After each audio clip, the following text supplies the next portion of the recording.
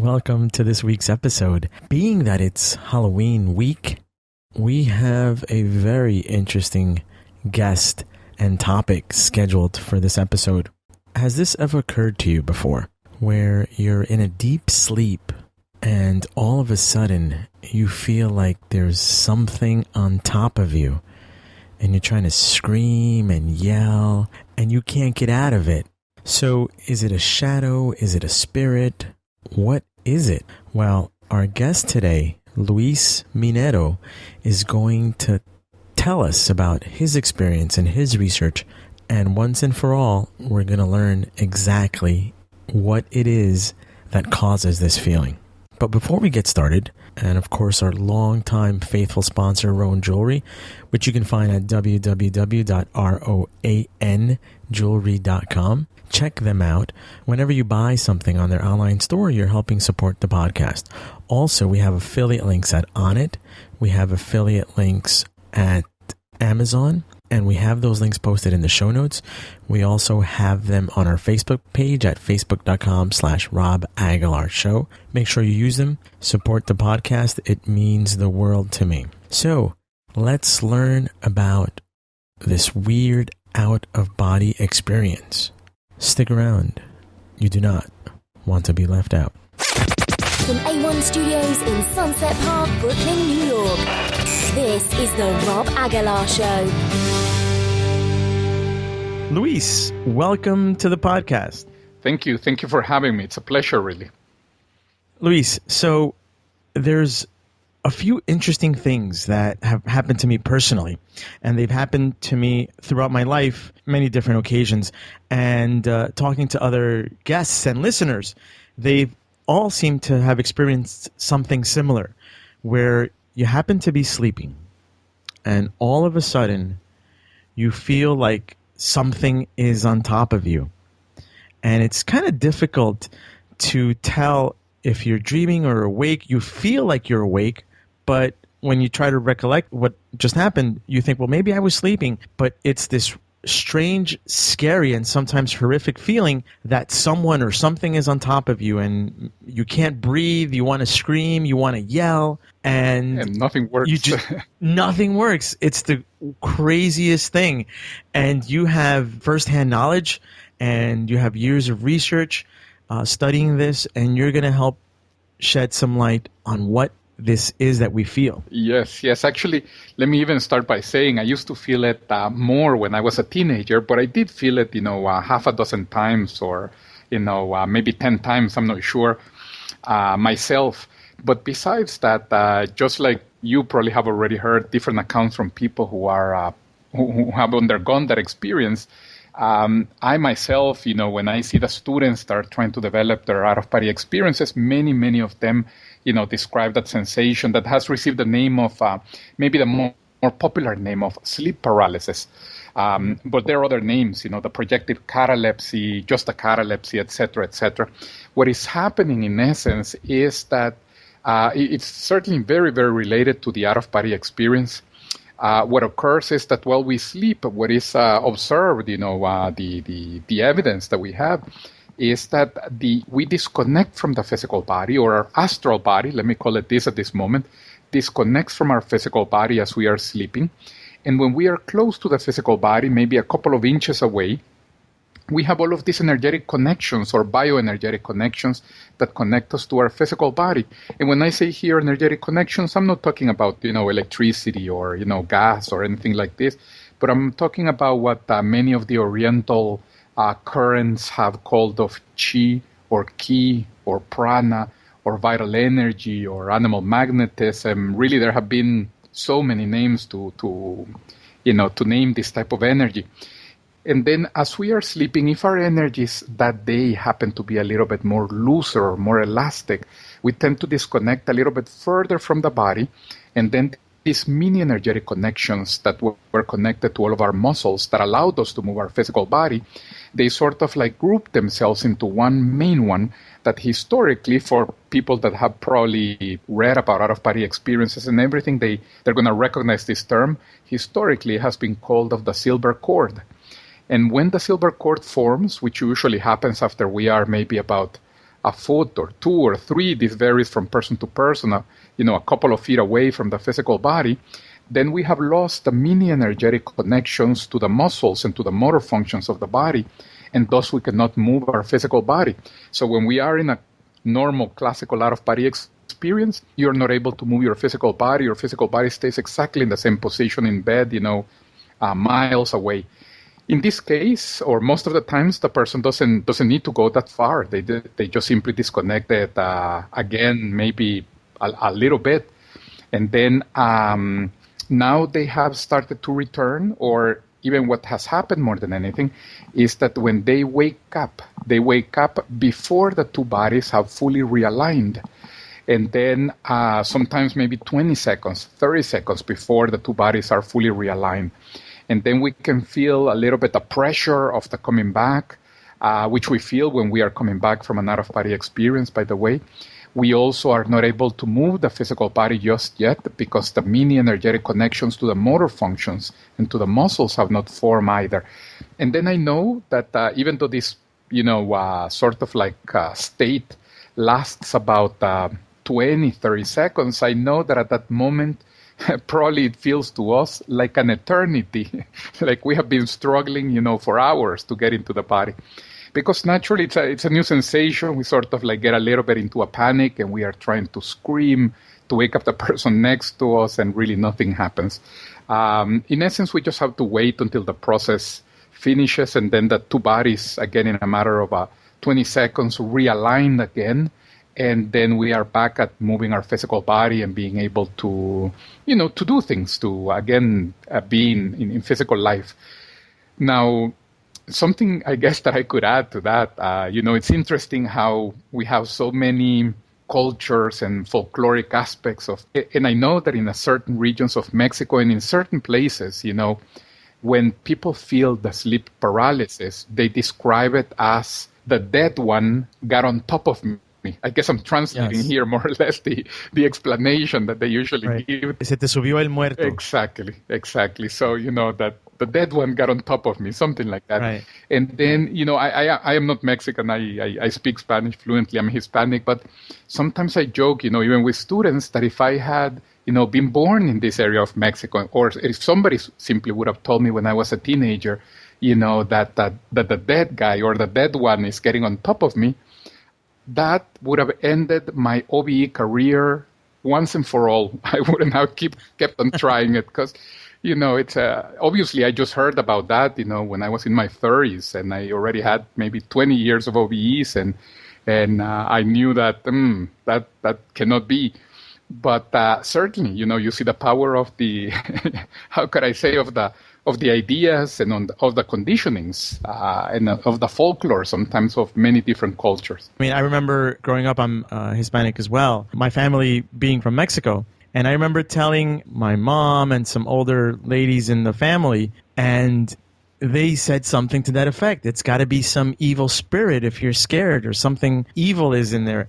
And their advice was throw some holy water in your bedroom, and this will drive whatever is bothering, that evil spirit that's coming to bother you at night, it'll drive it away. And I've heard similar things from other people as well, from other parts of the world. Someone, I don't remember from where, they said, yeah, my mom said or my aunt said to burn some incense, and that's going to scare the evil spirits away. So in actuality, it's ourselves, it's us, and we're separating. Exactly. It's us, and we are separating. And basically at that moment, we are more disconnected than connected, really. And that's why we cannot move the physical body. Does it do that for a purpose? What's behind us separating? Yes. Actually, what we see is that actually people separate every night. Every night that we sleep, we disconnect from the physical body maybe a couple of inches or 4 inches. This actually varies from person to person and from night to night. But the main purpose why we do it is because as the astral body disconnects from the physical body, it basically absorbs more of these vital energies or chi. And then while we sleep, there isn't only the muscular revitalization and the recovery in terms of the brain and ABCD, but also there is an energetic recuperation. And this happens while the astral body is absorbing these vital energies, disconnected a little bit from the physical body. So this is actually something that has been observed, not only nowadays in the 21st century, but many cultures and during many centuries they had already described this process. So what I say many times for students is, and they actually confirm it, they develop well their OBEs, they go out, they see whoever might be sleeping close to them, their spouse, their older brother, their son, I don't know, and they usually see them floating above their physical body while they're sleeping, disconnected a couple of inches. So the purpose of that is really the energetic recovery, the energetic recuperation, the absorption of energies. It sounds like the way you just described it, that it's something that our bodies, ourselves, we need to do in order to maybe rest or... Exactly. And we do it already automatically, spontaneously, basically like breathing. That even all of the listeners that are listening to us right now, we know that we don't need to think consciously about breathing in order for that mechanism to actually work. And it's exactly what happens every night. It's just that sometimes many people, they have a little bit more of awareness at the moment of falling asleep, or sometimes at the moment of waking up in the morning, and then they start feeling these sensations, these transitional sensations, these sensations of disconnection. The sleep paralysis actually is only one of maybe 20, 30. I'm sure that there are many others that they have already been feeling. For example, sometimes they hear sounds around their head, like an engine, like a turbine, like a zzz, something like this, or like a dry sound, like a pack. Yeah, like a pack, crack. Something like this, and not that everybody hears them, but there are about 20 or 30 of the most common sensations. And for example, one person tends to have maybe five or six that are more common to them, and somebody else has another 5 or 6, and we go like that. And in at the end, it's about 20 or 30 sensations that people normally describe when they are in this transitional phase. And that's actually even how we recognize, or how many people start to recognize that they are disconnecting from their body, or this transitional phase. Yeah. So this is a healthy thing that's occurring then? This is nothing to be feared? Exactly. It's actually, I would say, a natural process that is already happening. And there's nothing to fear, with regards to that. Yeah, it would be almost as if we had never... how could I say, felt how breathing feels like. And then, of course, if we for some reason felt it for the first time in the middle of the night with the lights off, and we have no idea what it is, the normal reaction of the person is, oh, what is this? But, we actually, and people who develop their OBEs, we feel the same exact sensations, decades later. What happens is that instead of them being a source of like fear or of like blocking ourselves, when I am having out-of-body experiences, I still feel several of these things. I don't feel so much the sleep paralysis anymore, but then what ends up happening is I am feeling the sensations, and my reaction is, okay, great, here I go. Today is working. Great. The interpretation is completely another. And the difference is really just have the information. Really, that's what it is. Unfortunately, this information, as we know, is not mainstream. It's not shared in the mainstream yet. Can someone go through their entire life never experiencing this?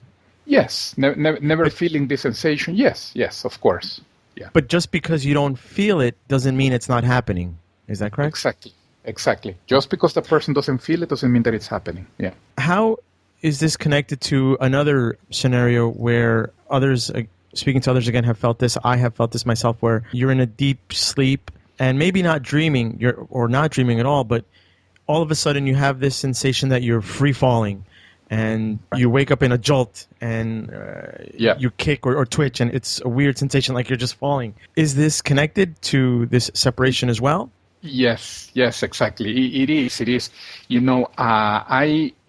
actually another one of those sensations where we can feel, the transitional state. Now, you mentioned students before, and you teaching about this. Is this something that we can control? Can we manipulate this sensation, or is this something that we just have to kind of give in to? With regards to the sensations, they happen mainly because we are in this process of transition, either going out or coming back in. So they just simply happen. They just simply let us know that something is happening. Usually we cannot control them too much. It's just, again, they're just letting us know that something is happening. What we can control, or what the students actually try to develop, is they try to develop their skills for having out-of-body experiences more under control and to be able to induce them. And this is a big part of what we do. We pretty much give classes all over the world, teaching people how to do it. That's also where, a lot of our studies come from, and where you also see, the reactions of students and, what they're feeling, what is the process that they're going through. And once they have already controlled and developed well their skills, what is it that they're able to do? And what are their observations? Seeing their spouse floating above their physical body, seeing their son floating above their physical body as they're sleeping, etc., etc. Other than that, what else can you do? Like, can you go into your neighbor's house and see what they're doing?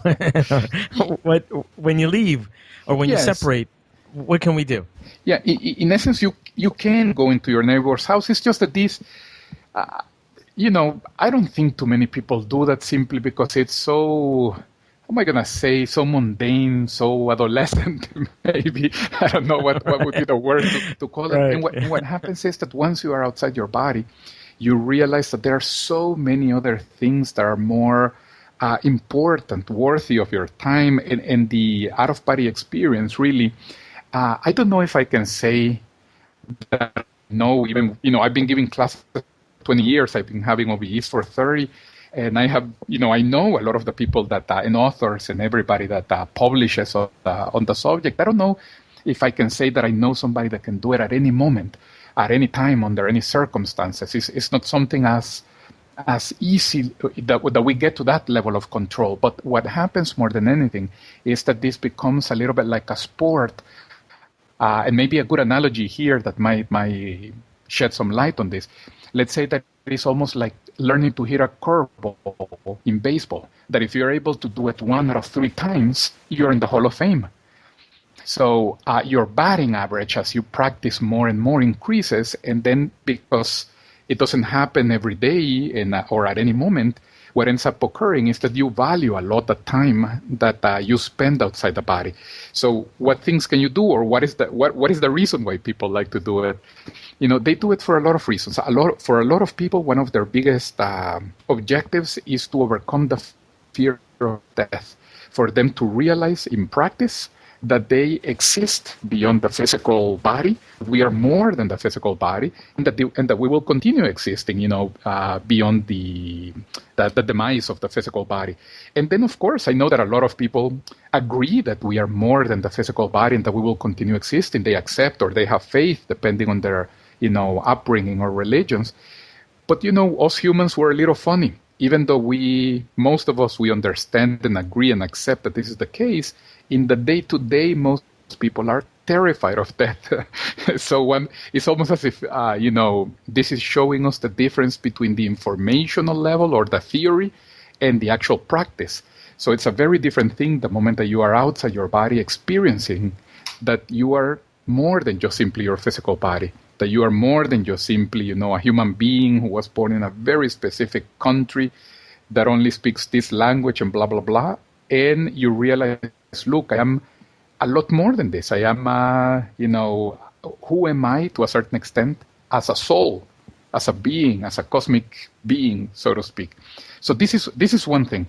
Other people, of course, they like to do it. We were talking about Hispanics here. Me giving classes in many parts of the world, I had the fortune, I guess, of learning a few languages. So I've given classes all over the world. And something that I see with Hispanics is that one of their main objectives in general is that they want to leave the body because they want to meet relatives who have already passed away, and which is something feasible. And it's something that certainly the out-of-body experience, affords them, allows them to do. So they can go out, they can meet these individuals, and, they can communicate, they can see that they are fine, they can come back and continue living their life now without, those concerns. Now, other people, their main objective for leaving the body is that they want to, for example, find out what their life purpose is, which, interestingly enough, many people, they tend to ask themselves, what is it that I came here to do? What is, what is my purpose here? But sometimes it's a little bit hard to like put our finger exactly on what is it. And then the out-of-body experience helps, because what is observed is that many people, you can go out and you see this in a range of realities outside body. A lot of people, before being born, are usually planning their main objectives, their main goals, their main projects, their main lessons in the case of some individuals. And then we realize that in an out-of-body experience, I can go to the place where I planned this, and I can gather information that is going to help me to understand what was my initial intention for deciding to come to this physical life in the first place. What was it that I actually wanted to accomplish, or, or is it simply that I am here to play, I don't know, fantasy baseball? Nothing wrong with that, by the way, but, right. We realize that we, have deeper purposes than just simply that, right?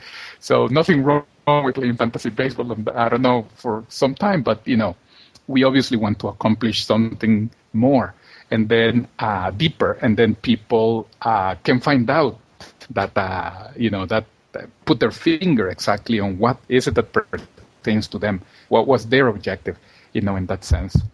Going a little bit deeper, into what people like to call spiritual development, inner growth, etc. Certainly the out-of-body experience helps for this. And one of the most interesting experiences sometimes is when people leave their body and they're able to encounter, talking about cultures and, a lot of different names and periods and centuries, they encounter these beings that are more evolved, benign, positive, and we have given them so many names, right?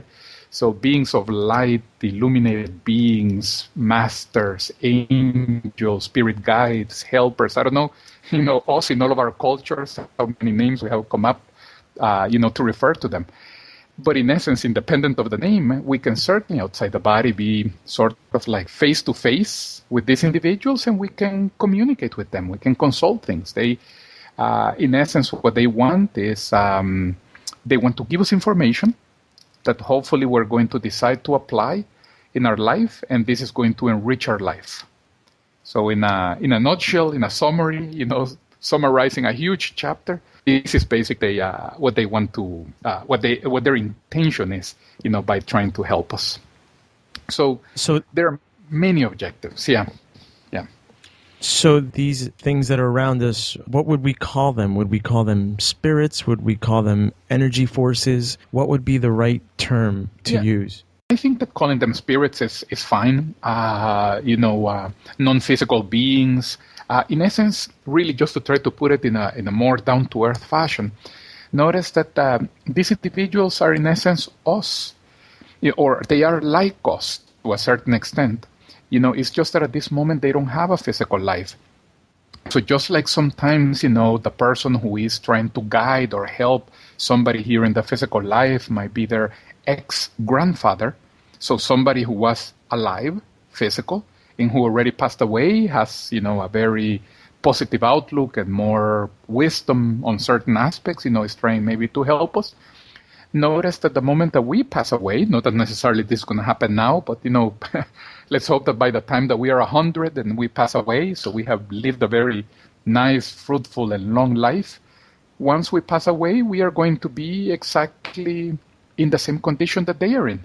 So we can say, spirits, sure, non-physical beings. Really, we can people have given them so many names. Sometimes what maybe don't like is when the names turn a little bit more negative. Like, for example, they are ghosts.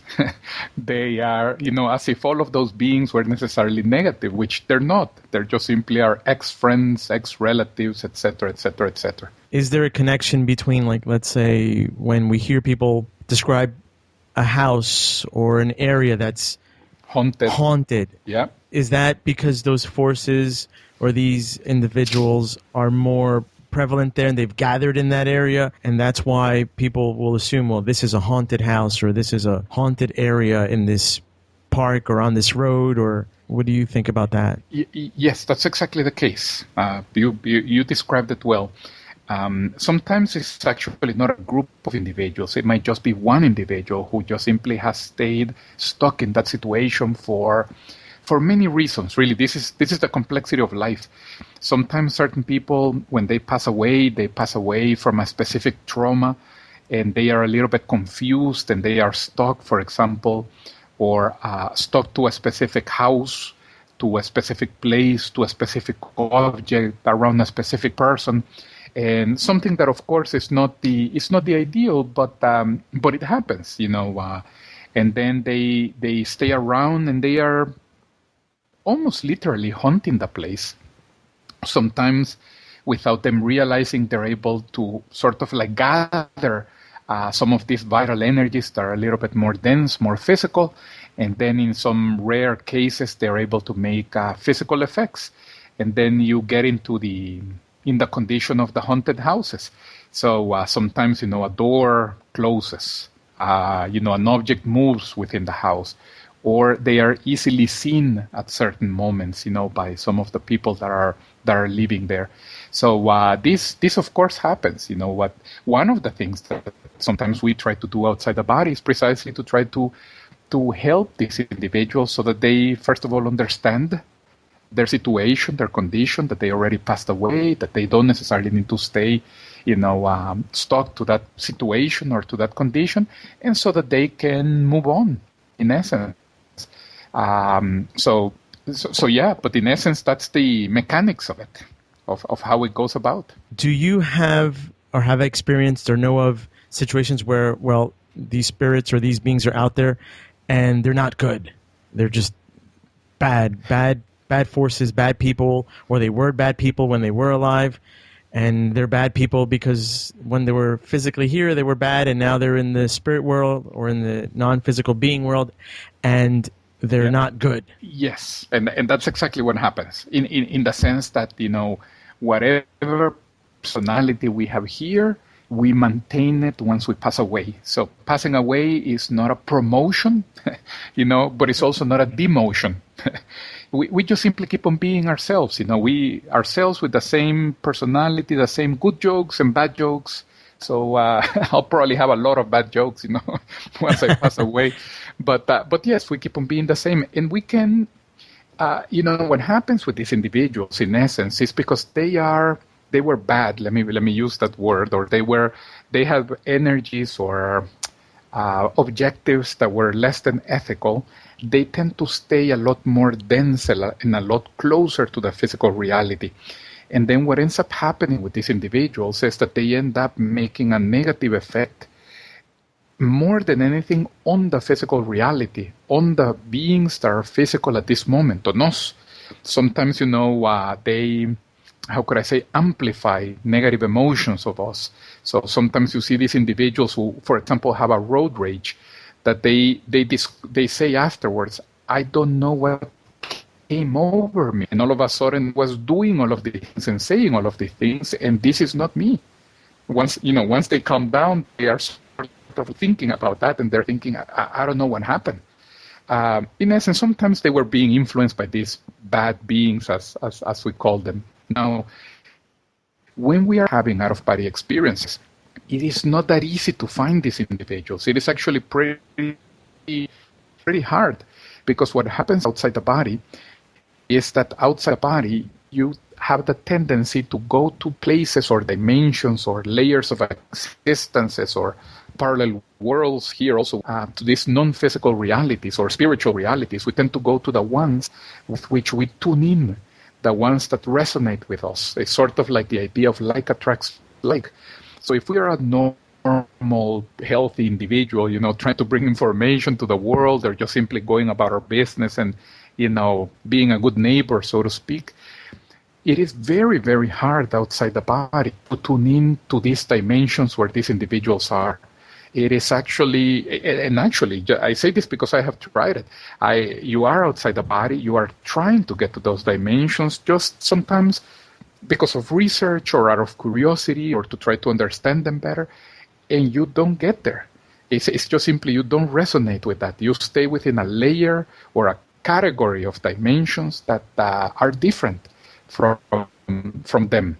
So it is different actually here inside the body, where everybody is in the same physical reality, and therefore we can bump into good people, obviously, naturally, and also into people that are less than correct or less than ethical. Sometimes I give this example that, with these big movies that have been coming out, in the past year, sometimes we go to the theater in the first weekend and the theater is packed. And then we are there, sharing the armrest with somebody that we don't know. And we are playing these games of, I put my arm first in the armrest, and then when the other person touches my arm, I'm thinking, I'm not going to move it. The person has to feel uncomfortable, but I'm not going to move it. I already have it here. I already claim my territory. And then I say, the thing is, I guess what I want to get to is that here inside the body, there is this level of proximity with other individuals that is very possible, because in essence, we don't know if the person next to us, is, I don't know, a Tibetan monk with the best intentions ever, or if he is, somebody who is steals cars for a living. Really, we have no idea who this person is. But this level of proximity is possible here in the physical reality, because we're all in the same reality. But once we have out-of-body experiences, we are all sort of like classified or stratified into different non-physical dimensions or spiritual dimensions. And then it is actually hard for us to go to other dimensions. And by the way, it is hard for us to go to the very dense ones, because, normal, healthy, how could I say, good-intentioned people don't resonate with that. But by the same token, it is very, very hard to go to the very high dimensions, to the dimensions of spirit guides or, illuminated beings. And I say this also because I have already tried many, many times, of course. And these sort of like put things into perspective, Obviously, sometimes we like to think that we are much better than what we are. So when I am outside my body, I realize, okay, I am not better, or I am not as good as I would like to think that I am. But by the same token, I am not as bad, as to be able to connect to those other dimensions. So the OBE reality keeps you in check, so to speak. So it's like almost like a ranking system. It's like that hip, trendy nightclub where everybody tries to get in, but you're not on the guest list, so you can't get in this time, but you can keep trying. Yes, in essence, yes. And really what determines that ranking is spiritual development, inner growth, personal evolution, these different expressions that we have, nowadays to describe, how ethical or how good of a person we are. That is really a big part of what determines that ranking. And really we grow and we develop through life. Maybe when we were teenagers, we used to do things, even to our neighbors, that nowadays with a little bit more of maturity, we think, I don't do that anymore. So we, little by little with life experience, we keep on making better decisions naturally. And then, to use your word, I like it actually, our ranking improves. We mature, we become more refined, sophisticated, we make better decisions. And that basically is what determines, the dimension that we affinitize with. So this is very different than the beliefs of like conventional or traditional religions, where they believe or they teach us that, once you die, you go to heaven. Yes. And if you weren't such a nice person, then you go to the other place down there where it's hot. Right. They have no air conditioning. No air conditioning. A gentleman with a big fork. So is there a connection, or is this completely separate? Because we could make connections, I guess, a little complex. I don't know. What do you think about that? Yeah, I agree. We can make connections, and I can see how many of the ideas, especially, of Christianisms, who are the ones who think a little bit more along the lines of, heaven and hell in that sense, but really several others. The ancient Greeks used to have these ideas, the Egyptians, etc. I can see those individuals having had maybe some out-of-body experiences, maybe some of them, having seen different dimensions and then coming back and trying to explain them in the best fashion that they can. There are some dimensions that are denser, that are a little bit more sort of like darker, where people are suffering, but they are not suffering because somebody's making them suffer. But they are these individuals, as I was saying, that maybe are haunting a specific place because they are rehashing a specific trauma that keeps them connected to that place. So in essence, it's something more than anything that they don't necessarily need to have, but they haven't overcome at this moment. So it's something like saying, sometimes people have a fear of flying, and then somebody who doesn't have the fear of flying might think, look, it's unnecessary. We don't need to have fear of flying. But the person who has it just simply hasn't been able to overcome it. And so it needs, obviously, a little bit of help to be able to overcome that condition. But that doesn't mean that the person is, necessarily a negative person. Obviously not. It just simply needs to overcome that aspect. So, but any time that person needs to fly, it's torture, it's suffering. I say this, obviously, I know that there are different levels of this, but I've known certain people who have had fear of flying, and for some of them, it's a real torture. So that's pretty much what happens, that there are these individuals, that are suffering in certain realities, in certain dimensions, or have less than ethical intentions, and they keep on hurting each other there.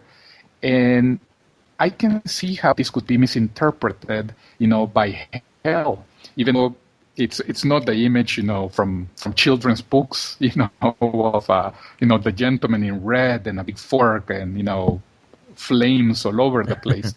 But I could see how they could have, historically, especially, and, especially in prior centuries where we didn't have as much clarity about things, and where things were maybe a little bit more folkloric, mystical, mythological, how they could have come up with this. And then by the same token, some of the more advanced dimensions that I have seen, they, this idea of being in a cloud, for example, obviously we are not in clouds, we don't become musicians, and we are not playing the harp, with a white, dry, clean bathrobe. Yes, and, and those types of things. But I can see how they could have misinterpreted those things, because there are certain dimensions that they start to become very abstract. And for example, some non-physical realities look a little bit like the physical reality, in the sense that there is ground and there are individuals going about their businesses. But there are other dimensions that are more abstract that, for example, they don't have ground, the concept of ground. So everybody's sort of like floating in space. By this, I don't want to give the idea of a cloud and you're sitting in a cloud and ABCD. No, not at all. But once you see these dimensions, sometimes you realize, I can see how certain people could have misinterpreted this and think that it's just that people are on top of clouds. So I can see some correlations, yes. But and also, going within the more ethical or moral things, then what is it that many religions say? If you are a good person, you will go to this, cloudy place. And then what we see is, I wouldn't say necessarily, or if you are obedient and if you follow exactly let's say in, along Christian terms, if you follow exactly the 10 Commandments, then you're going to go to this better place, heavenly place. I think that it goes beyond just simply the 10 Commandments, but in any case, what you do see, going back to our ranking system, is if you try to be a better person, if you try to be a more ethical person, if you develop yourself, you will go to a dimension, or you will end up, I would say, you will resonate with a dimension that has your similar level of spirituality, of ethics, so to speak. Does that make sense? I don't know if I'm getting too philosophical or heavy here. No, it makes a lot of sense. It's kind of like going with people who are like-minded. It's, people who are your peers, so to speak. Yeah, and I don't mean to like, for example, throw a bucket of cold water on any religion or on the 10 Commandments, but for example, sometimes I remember, I grew up Catholic as well, and I remember that they would tell me, in how could I say, in church and in religious class and everything, look, don't steal, don't kill, And of course, those are good things to follow naturally. But I remember even when I was a kid thinking, look, but I don't steal. And I don't know if I need to be told every week, don't steal. That seems to me so obvious, so basic. And obviously, as an adult, I don't think anybody needs to tell, at least me, don't steal. That I get it. I actually got it since I was 5.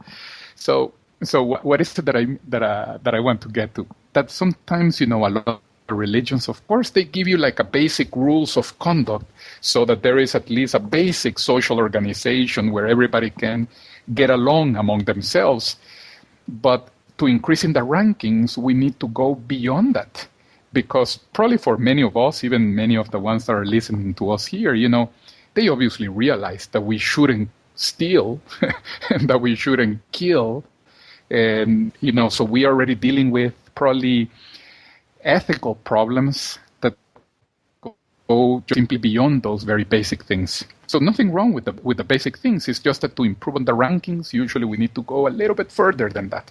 The basics are already too basic for most of us. Right, almost too simple. It's understood you're not supposed to do these things. So this training that you were talking about, is this something that is for everyone, or should you be in a, let's say, well-balanced place in your life before you can venture out into trying to experience leaving your body and trying to communicate with others? Should you be in a stable place first personally before you can do these things? I think so. I think that would be good advice even for anything new that we are going to do, even if it's, let's say, I want to go to college and, get more skills so as to get a better paying job. That's something very, very positive. But if we are in the middle of, losing our house and, in the middle of the divorce and this and that, the person is not going to have, the mental space to dedicate time to college. So yes, I guess it mainly depends on, what do we mean by, in a good place in your life. So if we are relatively stable, I would say we'll take advantage of that very well, of course. And we have students from all walks of life, people that are very educated, doctors, architects, attorneys, etc., PhDs. I sometimes give conferences to college professors, ABCD. And also we have individuals, of course, that don't have as much education and, really the skill is independent of those things. Sometimes we say that it's like learning how to read, so to speak. That, in essence, anybody from any social status can do it. Anybody from any religion can learn how to read. Really, it doesn't have much to do with their beliefs. It's just a skill, and it's really more a matter of receiving some information, dedicating some time, and the skill goes on developing little by little. Sometimes that's why the analogy of learning to hit a curveball in baseball also helps, because really in order to learn to hit a curveball in baseball, it doesn't matter what your beliefs are. More than anything, it's a matter of practice. So along these lines, the same thing happens.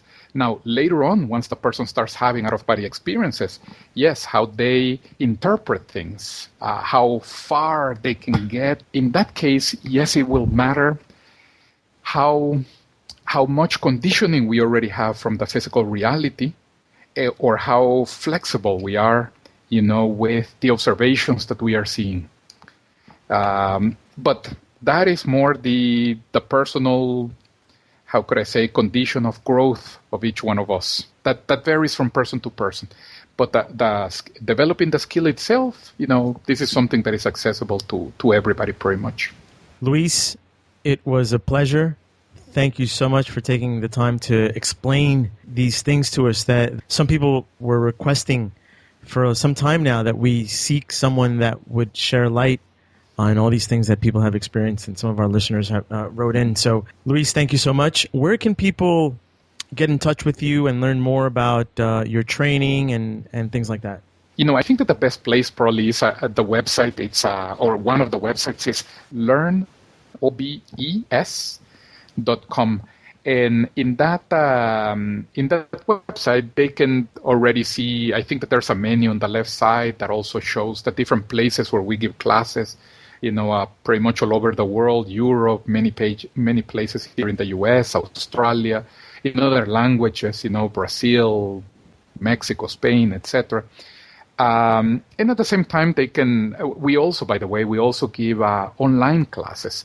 So for those individuals that are able to go in person to an educational center, and work in person with the techniques, we also offer the online version of our classes.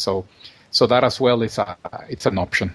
And so that would be the best place. And other than that, I have to say thank you for the opportunity the opportunity to share the ideas. We are a non-profit institution. All of us, we are volunteers all over the world. I thank you for the opportunity. My pleasure, Luis, and I would love to have you back again, talk about so many other things related to the same topic, because it is a very extensive subject. And once listeners listen to this episode, we're going to get a lot of questions, and maybe you can come back and talk again more about all these fascinating things.